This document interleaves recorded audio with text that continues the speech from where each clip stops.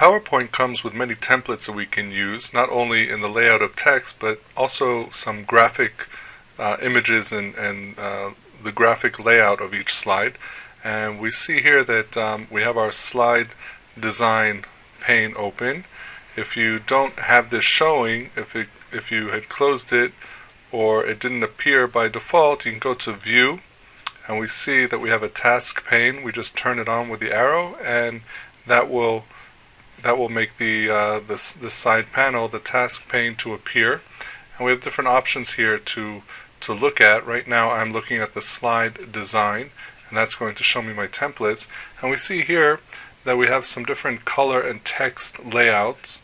We have different graphical images in the background, and we have different fonts. It's a little bit hard to see, but what I'm going to do is I'm going to change one of them. Here we'll pick something that will be a stark contrast to the design that we have now, and I'll click this blue design, and we see that the whole slide changes, the whole template. We have this image on the bottom of mountains. The picture and the text and the title, everything stays the same, but the font has changed and the background has changed. And I can go ahead and do that on any of these templates. Here we have a gray template.